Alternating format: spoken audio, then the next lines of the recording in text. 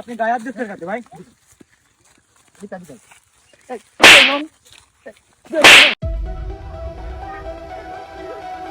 আরে বেটা কি করিস, তাড়াতাড়ি ডল না, আশেপাশে লোক চলে আসবে না, করে নিয়ে গাঁদা খাওয়া যায় না। ভালো করে তুই মালটা ভালো করে ডল।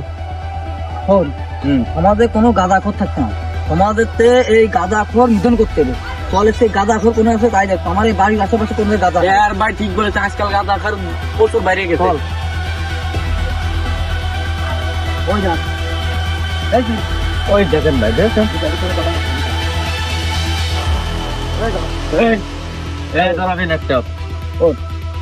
ভাই কে আছে ভাই?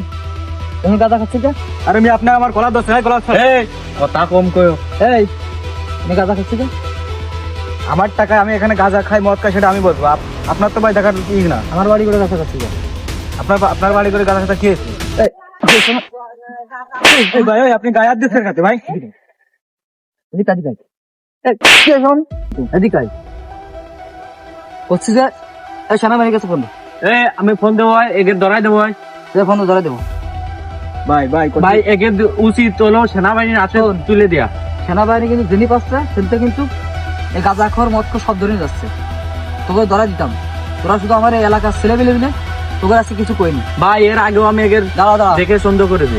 কি কইছি বুঝছিস, তোরা এলাকার ছেলে পেলে আজকে তো গাঁজা খাবি নাই।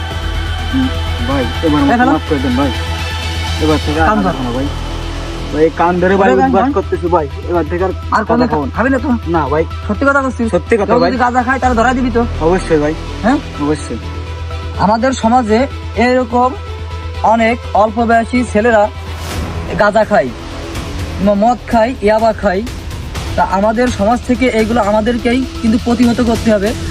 আর এইগুলো যদি আমরা না করি, তা ভবিষ্যতে কিন্তু আপনার ছেলেরাই, আপনার সন্তানই কিন্তু এরকম গাঁজাখোর তৈরি হবে।